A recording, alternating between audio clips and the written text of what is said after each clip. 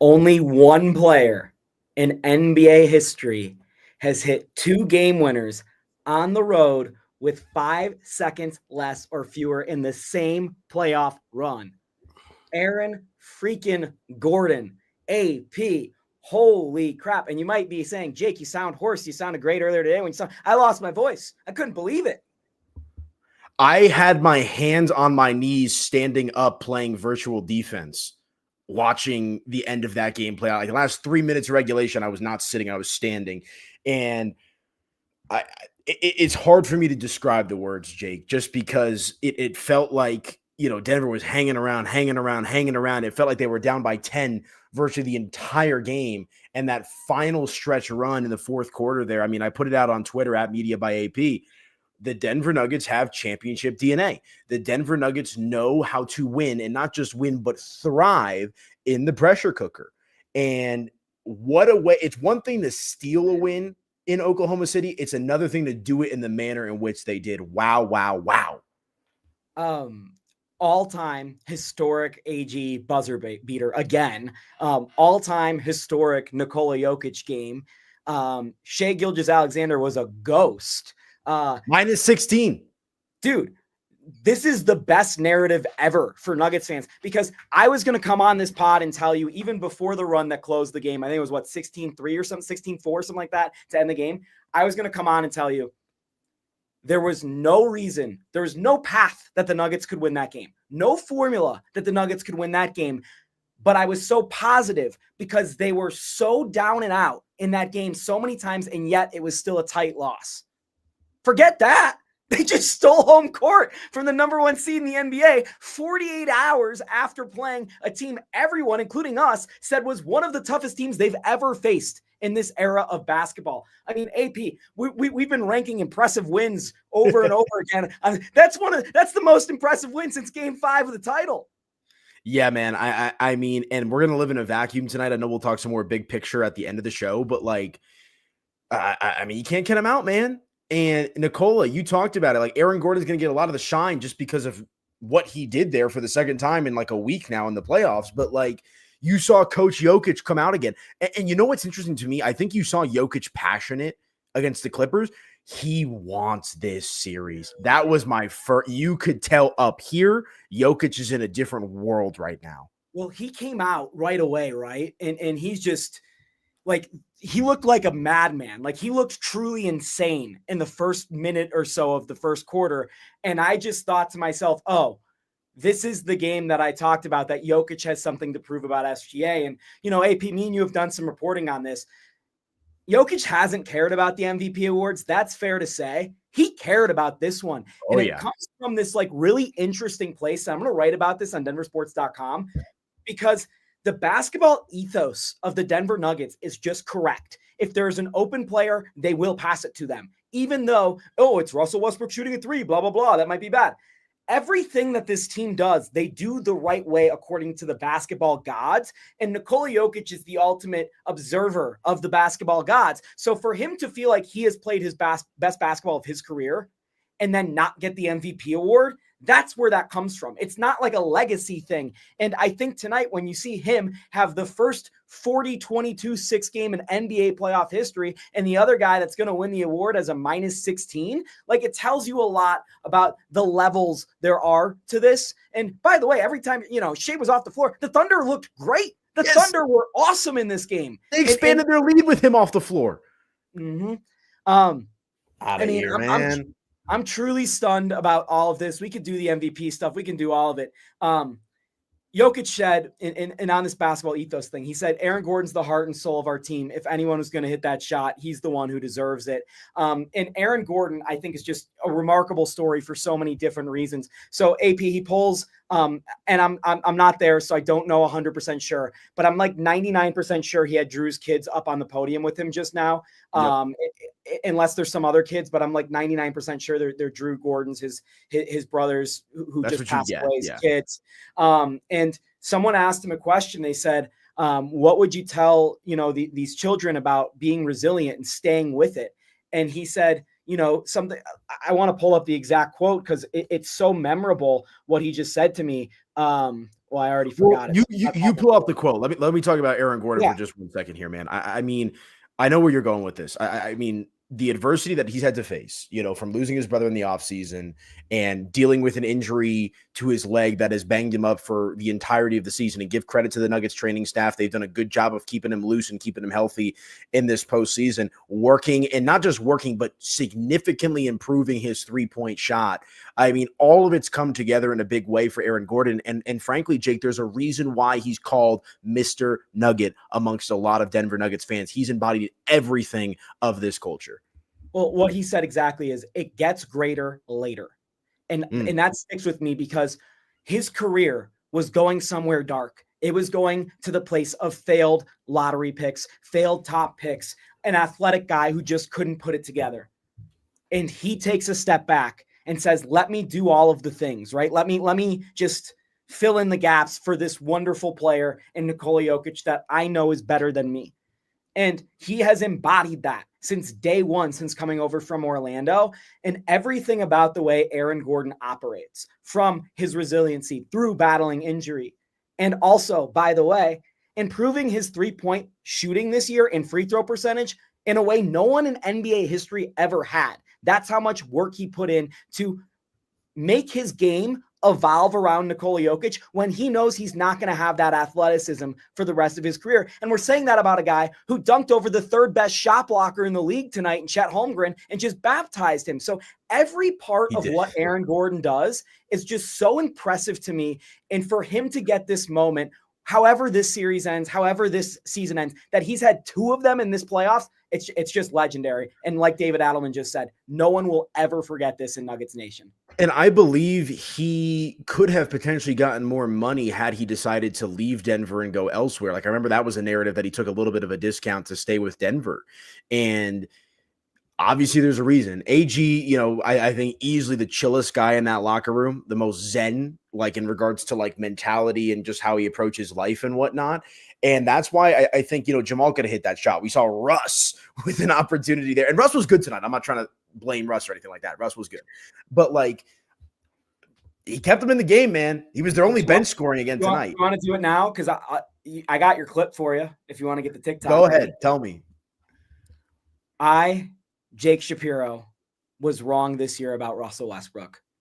The play he just made on that pass from Aaron Gordon, the basketball IQ he showed in bringing down and running the floor properly and dragging Chet in when he got into the paint and then kicking it out. And he was the one who contested the heave, by the way, also. Like, every part about the last 15 seconds of that game was just the perfect encapsulation of what Russell Westbrook does when he's trying his best. And I wasn't even mad that he took the shot, because if you're that open, you got to shoot. And he's shooting 42% from the corners this year. Like, I was more upset that it's just not Nikola Jokic's shot in that situation because he was so hot in the fourth quarter. But I'm not blaming Russ. And I said in the first half, like, you have a process problem with Russ versus an execution problem with MPJ tonight. You had no process problem in the second half with Russ. He played a flawless third quarter and then was just unbelievable in the fourth. And, the funny part of what we're talking about with it gets greater later, AP, the 2 highest drafted Denver Nuggets on their roster, Aaron Gordon, 4th overall pick, and Russell Westbrook, 4th overall pick. And I could make the case that obviously Russ had the finals run and stuff like that. But obviously it got a lot greater later for Aaron Gordon coming here and finding himself as a player and as a person. I could argue that this is the purest and best basketball Russell Westbrook has played in his life in some regards, and turning the volume down and finding ways to admit he did it tonight, that Nikola Jokic is a better player than me. How do I support him? I was in this situation with Oklahoma City with Kevin Durant, and I didn't support him. Now I'm getting blessed by the basketball gods to do it again, and I'm supporting him. Well, and here's the thing, man. I think Aaron Gordon's probably had a similar conversation with himself. Jamal Murray, when he's hot, he thinks he's the best player in the world. He's had that conversation with himself. Michael Porter Jr. has had that conversation with himself. And on Russ, let's call a spade a spade. He was an NBA castaway, someone that had been chewed up and spit out and relegated to the shadow realm of NBA. Twice. Exactly.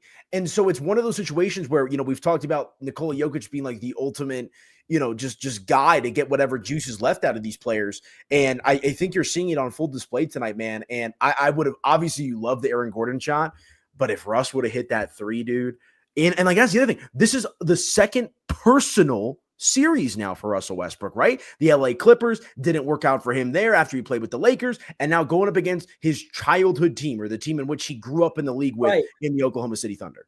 The difference though is it's so stark, AP, is the Clippers cast him away. Yep. The fans didn't like him, and he has something to prove to his hometown, Los Angeles. Oklahoma City, no one's got bad blood. He still loves it there. He still is charitable tonight. Right.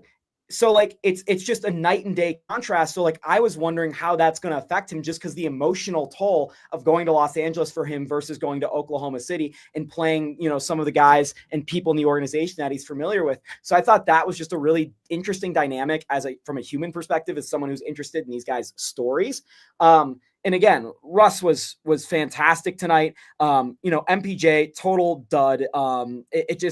It happens. I was expecting one eventually, especially with what he's battling through. But the fact of the matter is when MPJ is not shooting, okay, can he rebound for you? Yes. Well, the Nuggets didn't need his rebounding tonight because they out-rebounded Oklahoma City by 20. Yep. That's why they won this game. People will point towards, AG's shot or Jokic's marvelous fourth, or maybe even Russ's third quarter. They won this game because they just kept snagging rebound after rebound, and they made up for some of their turnovers with getting rebounds.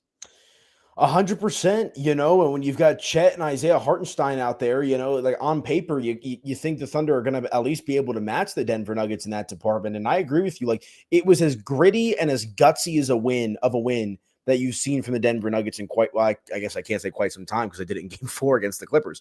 But like, you know what? They look like, and maybe I think it's still unwritten, but I was someone that kind of casted off David Adelman and this and that. And I do think it's more Coach Jokic still. I do believe that. But they are playing with that joy again. They are playing free. They're playing with belief. And what was the big quote from Nikola Jokic after they fired Michael Malone? Maybe they woke up the beast in regards to Josh Kroenke.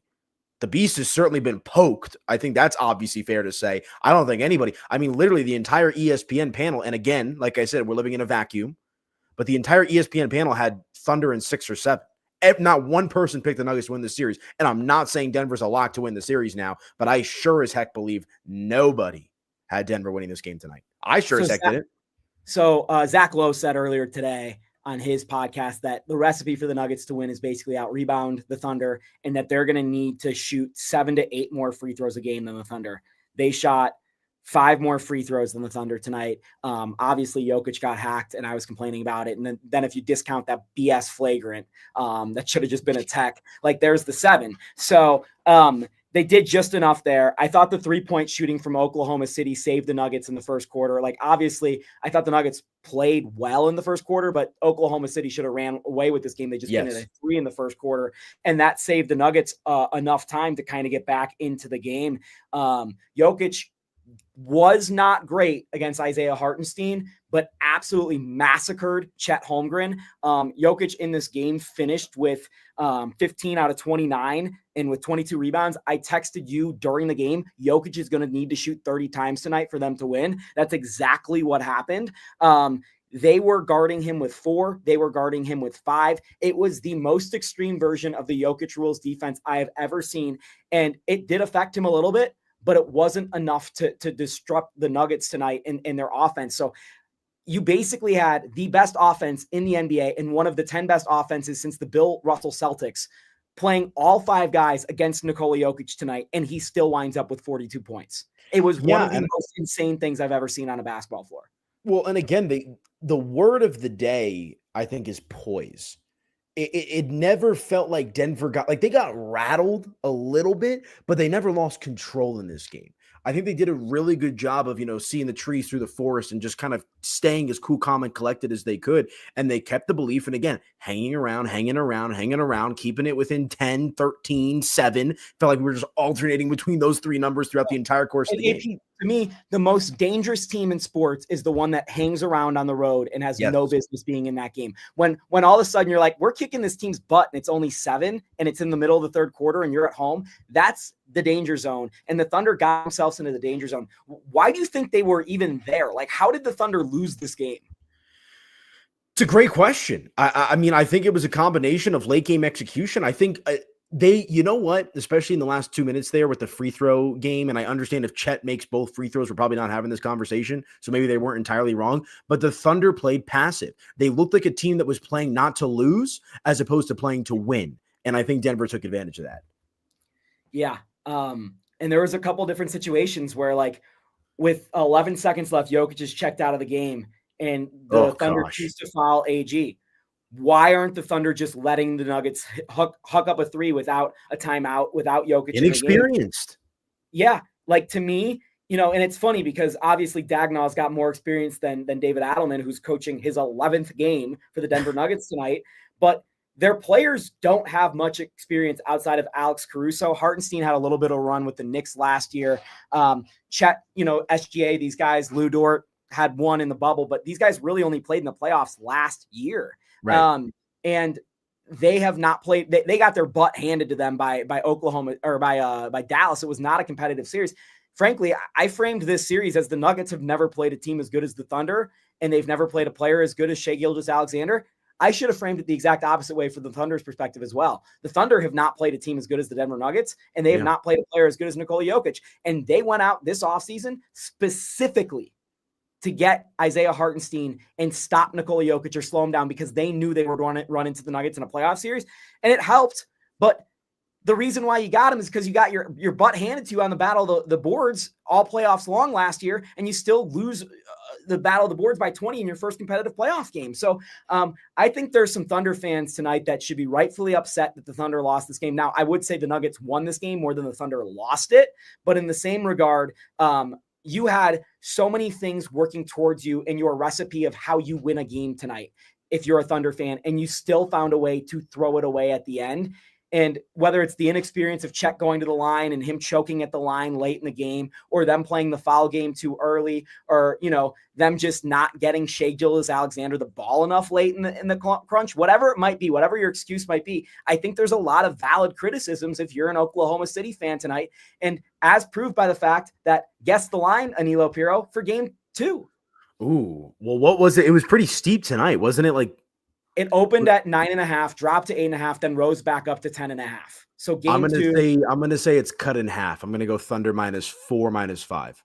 Thunder -11.5. Wow, that's crazy. That's crazy. So Vegas thinks that game was a mirage. Vegas thinks that the Nuggets are going to punt on the next game to save energy. We saw this in the Clippers. They series. might. They might. We saw this in the Clippers series, and granted, they came back in game 6, right? But they were desperate. That wasn't out of a place of like feeling good. That was a desperation game. After the Nuggets won that game at the buzzer with Aaron Gordon, it completely destroyed the Clippers. And they had the overtime winner earlier, which already bothered them. So tonight, for me, the way I'm thinking about it is maybe tonight was the first nail, and you still need to throw another just heartbreaking loss at the Thunder. But we don't know how they're going to respond to this. Like, they didn't lose. I don't even know if they lost 2 games in a row all regular season. Like, they have not been in a situation where they had a heartbreaking loss since last year in the playoffs. We have no idea which way this is going to go. We don't even know who Shai Gilgeous-Alexander is as a leader. Like, look what happened to Team Canada, who's supposed to be in the medal round for the Olympics this summer. They fell apart. And Shai was not anywhere to be found for that team in those key spots. And I know it's a little different in international basketball than here in the United States. But I think there are so many questions you should have as a Thunder fan tonight after this game. Look, brother, he ain't Anthony Edwards. I'll put it that way. He ain't Anthony Edwards. He's a tremendous player. Tremendous skill set, everything. And he just, Edwards is often compared to Michael Jordan and Kobe Bryant just because of the tenacity and the will and the desire to win. I don't sense that in SGA. And here's the other thing. I was worried that if Denver lost this game, it would be the inverse of what you just described, of like you put so much effort in, you're so close right there to the end and you lose. Like, how do they respond in game two? Now all the pressure, to your point, shifts over to the Oklahoma City Thunder. This is their first loss in a basketball game in nearly a month. Their last loss, I believe, came on April the 6th against the Los Angeles Lakers. And we could have the rest versus rust dynamic. I don't think that necessarily applies because I thought the Thunder looked pretty good. Like, they didn't come out rusty. And at the end of the day, man, like, I think you and I have had so many conversations about the Nuggets, I forget. Like, you got to ride the hot hand. And I understand that the turnaround was brutal and quick for the Denver Nuggets, but they came out tonight and they were down, but they were never out in this game, despite being down double digits, mid double digits, whatever it might be. And again, I think you hit the nail on the head. Oklahoma City is a talented team. They're not a battle-tested team, and Denver took advantage tonight. Yeah, and to be honest, I underplayed that. A lot of people say about playoff experience, and I do value playoff experience. I just thought the Thunder were so much more talented than the Nuggets that it wouldn't really matter about the playoff experience. And I think my theory is proved by the fact that Alex Caruso is coming off the bench and absolutely wrecking the game for the Nuggets and scoring 20 points. But there's also part of this. His defense was incredible tonight. Oh my God. And they completely wrecked the Nuggets offense, and not in a way where I thought it was unreplicatable for the Thunder. Like, I think they can do that again, where they're just getting, 10, 15 turnovers from the Nuggets and they're out and running. Like, that's what made the Thunder so good throughout the course of the regular season. So, we're talking about the Thunder like this because they deserve to be talked up after winning 72 games, playoffs and regular season, which makes the Nuggets win all the more impressive, people. Like, I don't want to hear like, oh, why are we talking about the Thunder? Because they're truly an incredible team. Like, they truly are. And AP, like, there's a part of this where you were texting me during the game going, I think the Nuggets are beating themselves with the turnovers and letting guys open shoot. Well, I know for a fact that they were scheming a couple guys open to shoot, like Lou Dort. Like, Lou Dort was getting open shots, despite the fact that he hit 7 threes in a row, I think, in the Thunder regular season game against the Nuggets. Like, they were letting that happen. So let's just say the Nuggets get out there and contest because they have the legs to do it, instead of where tonight they clearly don't. Let's say they had the legs to do it. OKC was 15 of 43. What if that number is 11 for 43? Like, there's a version of this game where the Nuggets actually even played way better and kind of hand it to OKC based off of the rebounding and the level Jokic was at. Look, and I agree with you because I think, Jokic obviously popped off tonight, even though it looked like a bit of a slog there at a couple times throughout the course of the game. But like, Jamal started hot, wasn't great late. I mean, finished with 21 points. If you're looking at the box score, you think it's a solid game from Jamal, but he was much better in the first half than the second half. And I think, Aaron Gordon has kind of become that third guy for Denver in this playoff run that they can at least rely on to some degree. You mentioned it. Michael Porter Jr., a no-show. I think another guy that, did a pretty good job, all things considered, was CB. I mean, after a legacy game in Game 7, he follows that up with a double-double performance tonight with 11 and 13. He made his presence felt. And again, I think it's what makes Denver dangerous, and I still question what they can do big picture this postseason, but you're seeing that they can actually beat you in a couple of different ways right now because you didn't have the Jamal Murray pop-off like you had in Game 5, right? Like, he played well, but you're still – you don't expect Michael Porter Jr. to be as bad as he was tonight as well. So buckle up. Okay, AP, I'm gonna say this. Like, I don't know if mood tonight, folks. Fully believe this. I'm smiling. I'm ear to ear. The Nuggets just beat the best team in the NBA on the road with literally no rest in a playoff game that the Thunder have been preparing for a week. And the rust thing, yeah, it had an effect on the first quarter, no doubt. The Thunder couldn't hit a three, but they were rested and they had the legs, and the Nuggets had no legs for majority of this game. It looked like at any second the Thunder were going to blow them out. Same exact night, I just watched the Celtics lose to the Knicks, and they looked beatable. 3-point attempts.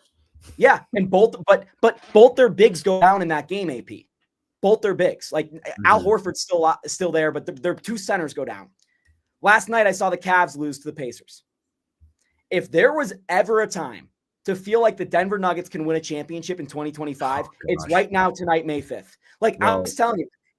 Let's live in this feeling because I don't know how long it's going to last, but we just saw the three best teams, the only three teams we've all been in agreement on all year that are better than the Denver Nuggets, all lose in their first playoff game.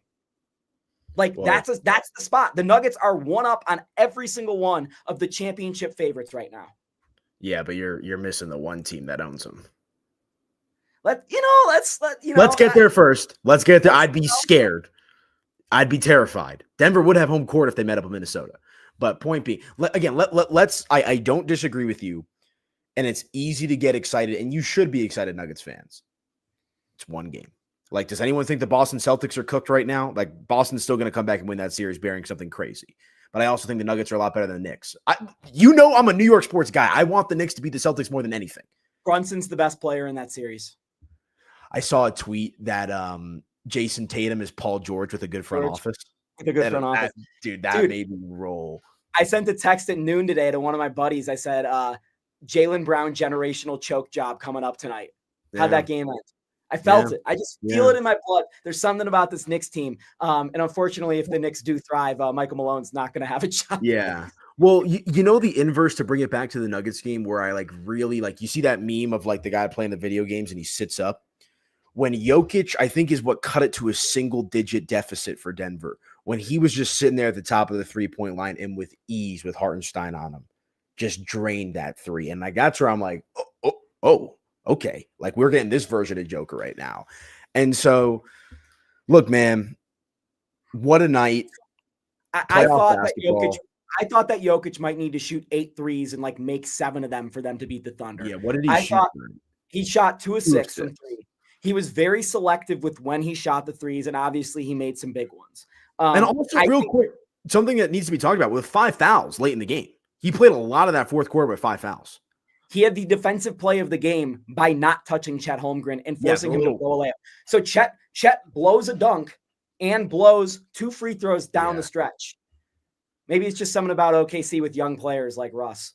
What did I tell you, though? I was getting chirped at in our staff meeting today because I'm like, Nuggets, this and that. And I'm like, what is the difference between Oklahoma City and the Clippers as a franchise? What have they accomplished? And I'm not trying to – I understand what they've done in the regular season, but I've said it again, and I'll say it again on this show. The NBA regular season holds the least value to me in the major professional sports. It really does. And that's not to write off the Thunder. It's not.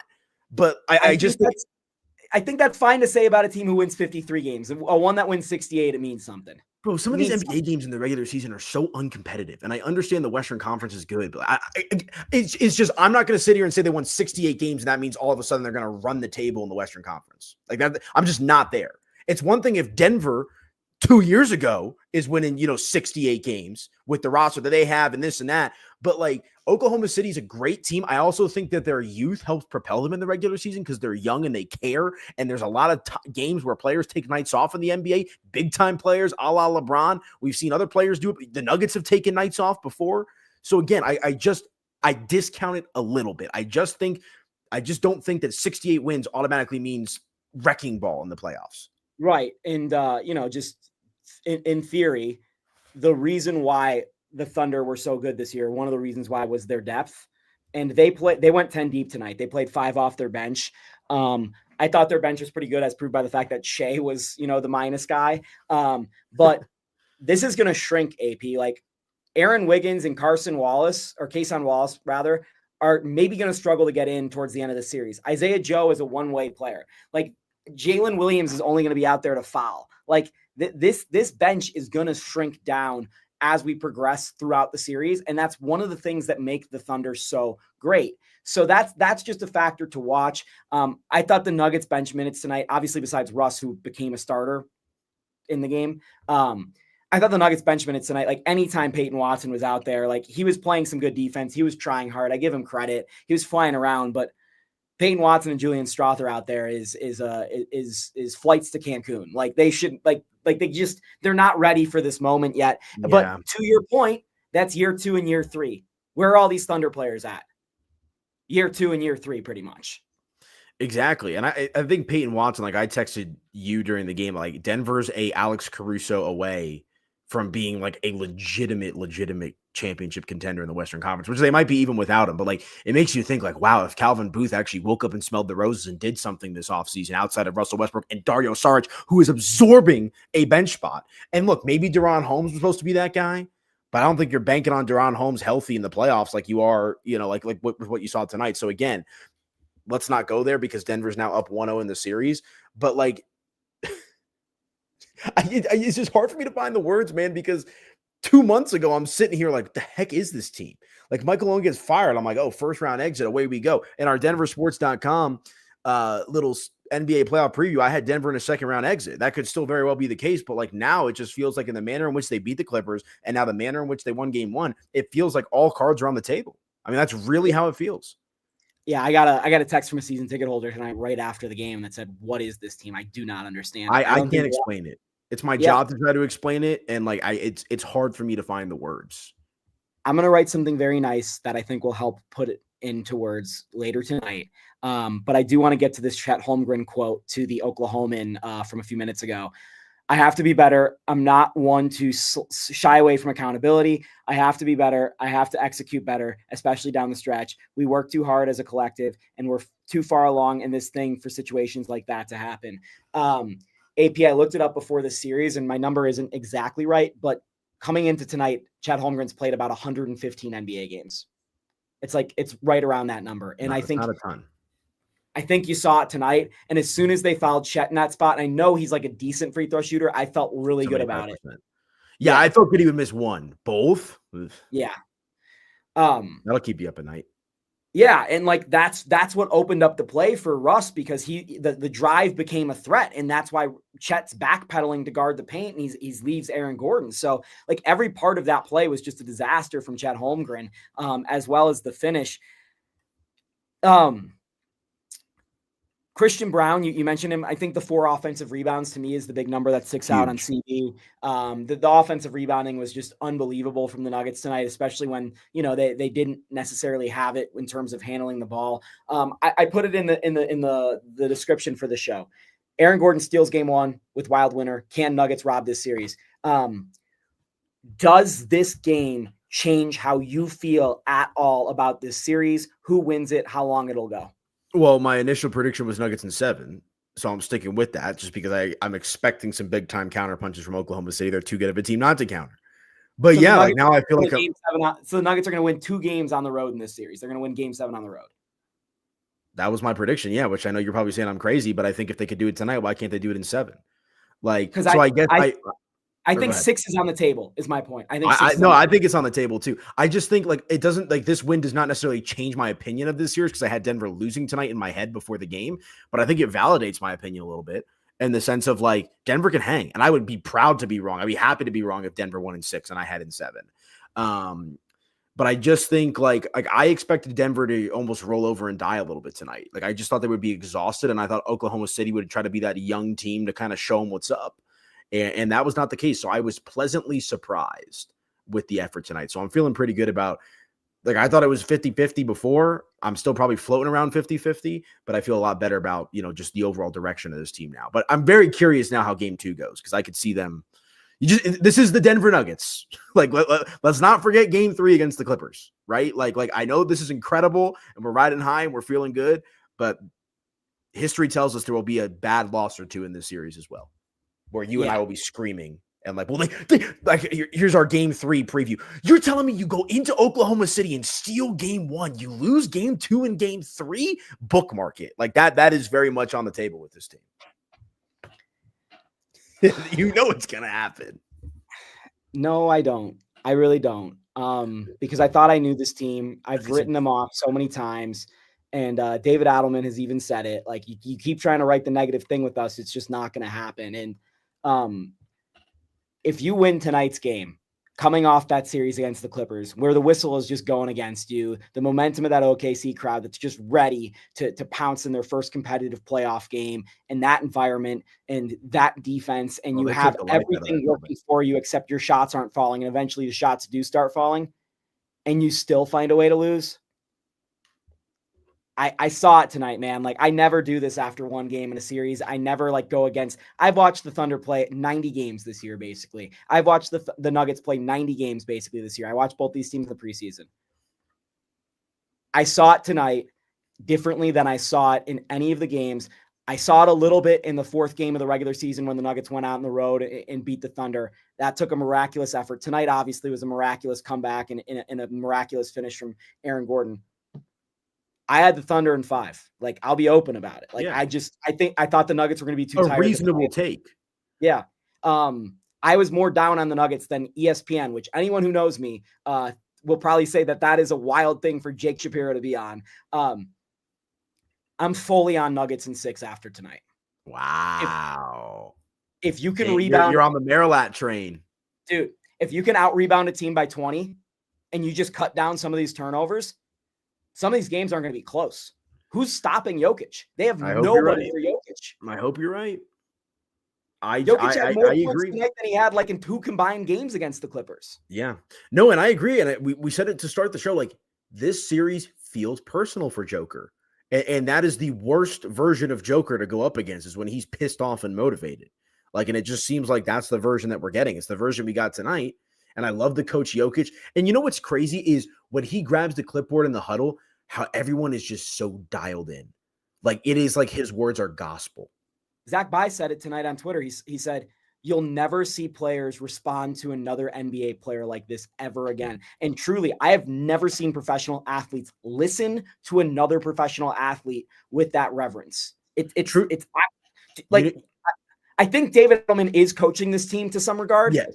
But I also think Nikola Jokic is. Like, I've come around to that as well. It's true value.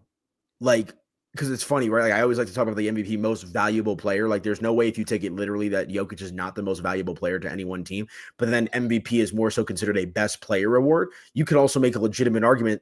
I think it's a fact that Nikola Jokic is also the best player in the NBA. So again, let's not get too far ahead of ourselves. But this is a personal series for Nikola Jokic, and he showed you tonight why he is the best player in the world and has the most value out of any individual player in the league. He should be the MVP. He won't be. Last time he was snubbed, they won the chip. Buckle up. Let me give you a scenario, and this is like ludicrous off-season scenario. Phone rings. Jokic wants this contract extension, except he says in the contract extension, hey, like, you're going to pay me the max, obviously, and I want to come back. But I want more money than that. And the way you can do it is make me the coach. You're going to make me the highest paid coach in the league, in addition to being the highest paid player. You do it, right? If he asks that, yeah, I don't think he would, but I would do it 100%. I would give Nikola Jokic anything he wants. I would tear down Elish Gardens to build horse stables for him if that's what he wanted. Is that the loophole to get him become the first $100 million player in the NBA per year? Well, because Rich Paul be kicking himself if that happens. Right. Like, I don't know what the CBA says about it, but it is funny that, like, I'm thinking about it. Another question on the coaching thing. David Adelman, as a head coach in the NBA now, is 8-3, includes 8 playoff games. Are you sold? I'm going to say no.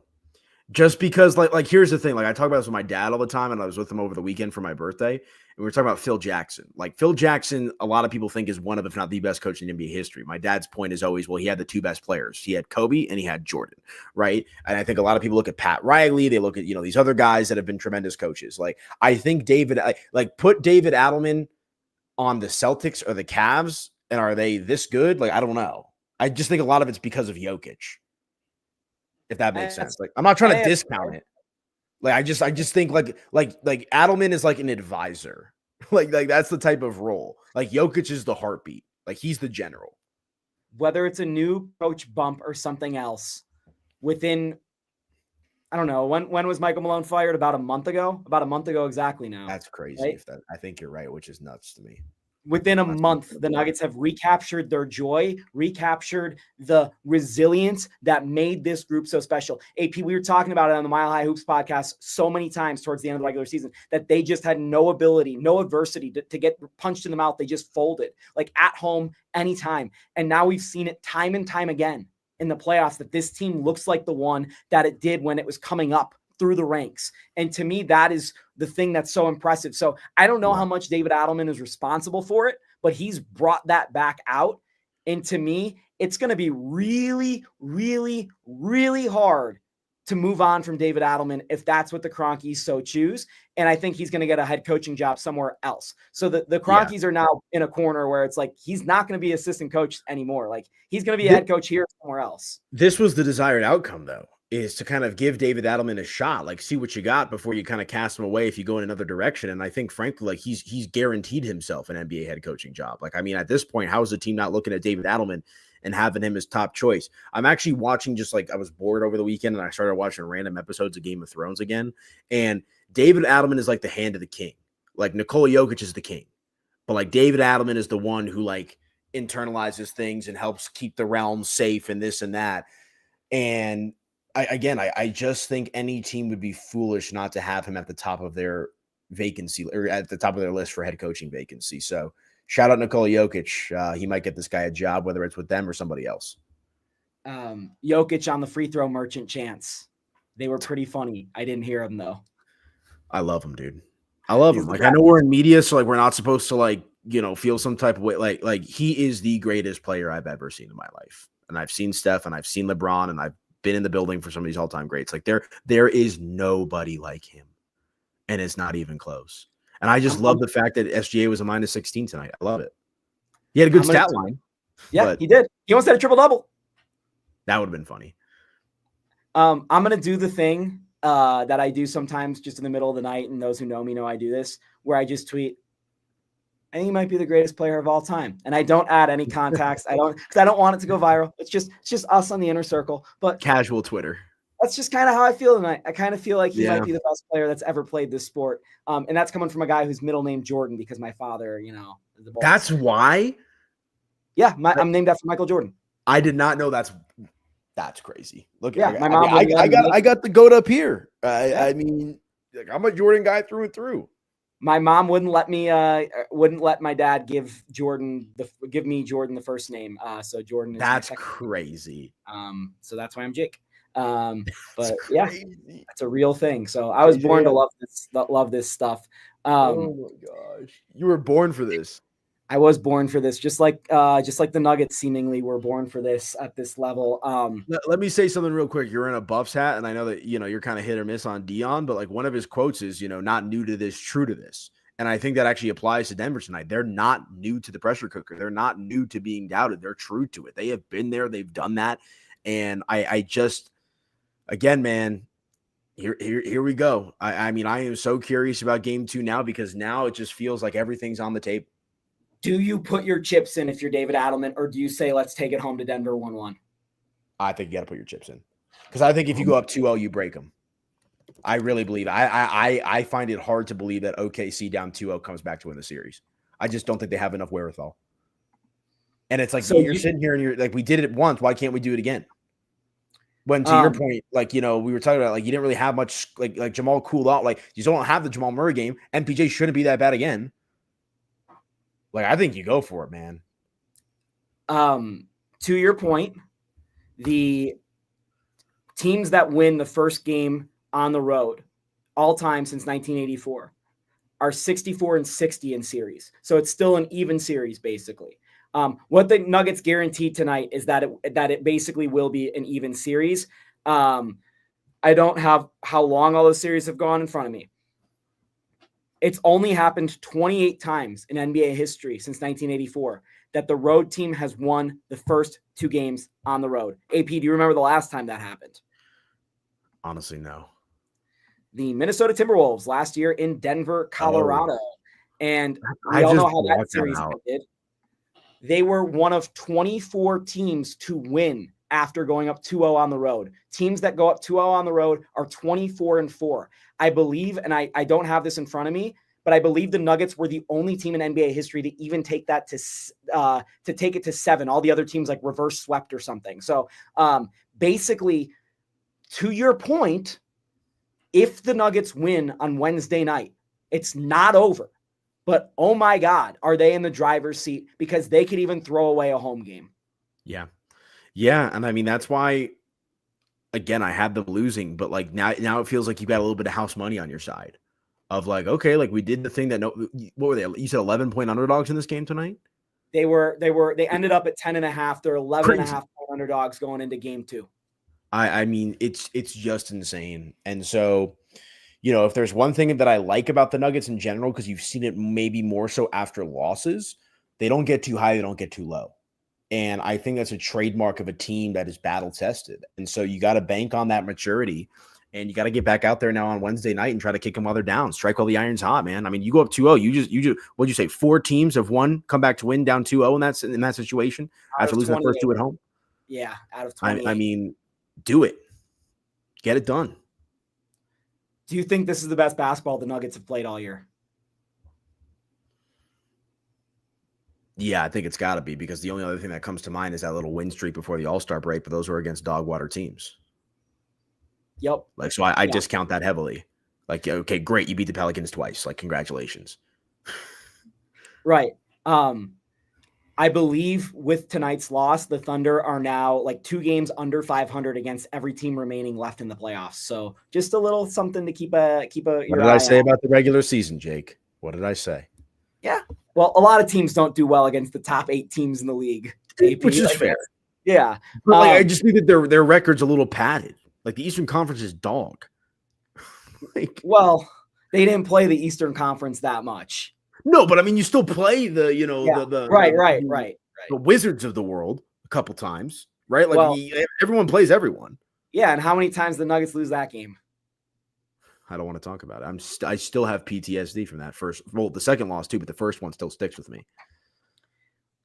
Out of the game winners we have seen, buzzer beaters we have seen, where is tonight on your pantheon for Denver Nuggets buzzer beaters / game winners? Because it's not a true buzzer beater. It's a game winner. Technically, there was still time left on the clock. And thank God the Thunder didn't have a timeout, because they would have come right back down and actually had a chance at it. Do you have one in your mind that might rank higher? I mean, I just think it was game 4 in LA, right? That was Jokic over AG or AD. I don't know if that was a game winner though. No, that was like mid 4th quarter. Yeah, but that put the kids to bed. I mean, that's got to be the top of the list. It's just, there's been so many, it feels like, in recent memory, that it's hard to kind of single some of them out. I think the tip dunk down 2-1 was slightly better. The Clippers? Yeah. I agree, because of where they were at in the series. Yeah, and you know, the fact that it's never happened before in NBA history. Yeah. The one buzzer beater that I always come back to that I thought was just so impressive, and it was a regular season game, was the Nikola Jokic to Aaron Gordon in the corner. And that was also a game winner, not a buzzer beater against the Clippers. The other one that comes to mind of great game winners, obviously Jamal Murray hit a shot, which I don't know if you've seen Mark Dagnall yet, but he said Aaron Gordon made a shot tonight. So we got that. The Jamal Murray 2 buzzer beaters, maybe it's tainted a little bit by how that ended. Game 7 with 20 seconds left, Nikola Jokic in the post against the Jazz in round 1 of the bubble. That's one that comes to my brain. The Nikola Jokic 3 heave against the Warriors, to me, I will tell you, I watched both of these games at home. The loudest I've been in my apartment that I've lived in now for almost a half decade was the Jokic heave to beat the Warriors, and tonight Aaron Gordon's shot. I didn't believe the Aaron Gordon tip dunk went in. So, but obviously, right. So those are the ones that kind of come to my mind as a novel Nuggets historian. Yeah, man. I mean, there's been some great moments the last 5 or 6 years, and Mr. Nugget, man, like it's just so, like, of course it's him, right? Like, we've seen Jamal do it, we've seen Joker do it. Like, now it just feels like Aaron Gordon's time to shine here a little bit. And you know, it'd be the coolest Nuggets fan. Say again. Like, here's the coolest outcome of the season at this point. Nikola Jokic and the Nuggets win the championship. Obviously, that's a given. Aaron Gordon, Finals MVP. Be crazy. I mean, if they get there, so awesome. Yeah, it would be. I mean, he's a guy that deserves it, man. I mean, he's embodied everything that it is to be a Denver Nugget, you know. And I think he's, like I said, the Zen master of that locker room, and you just gotta love it, man. Like, it's just one of those nights where you're gonna sit back, you're gonna wake up tomorrow. I'm on the air at 10 a.m. tomorrow. It's gonna be a good time with my guy Cecil Lammy, and you know, it just feels like not that everything's changed, because I think I felt okay about this series coming into it, but like, I didn't expect that. And that's why I used this term once already, but it feels like Denver has some house money. It feels like they went to the casino and they signed up for the rewards card and they got some free play. Like, that's kind of what it feels like right now. And now they got to go use that free play and win game 2. I think the Nuggets put the ski masks on, went behind the register, and stole the money. You're that. I love it. I love it. I love it. I love it. I mean, it says steals and rob in the headline. Like, I truly believe the Nuggets just stole that from OKC. And hey, they might steal the series because of it. We'll be talking to you again Wednesday after the game. That's the next time we're going to be live here on the Mile High Hoops podcast. So make sure you tune in. This podcast will also play on our normal slot on Tuesday and Thursdays to just kind of circumvent the amount of madness going on in Nuggets lore right now. Make sure you go to denversports.com. I've got a ton of content coming tonight about this game as we kind of recap it up. Make sure you're listening to him from 10 to 2 tomorrow with our guy Cecil Lammy. I'm sure Cecil's going to be hyped because the Knicks won and the Nuggets won, so that's going to be fun for him.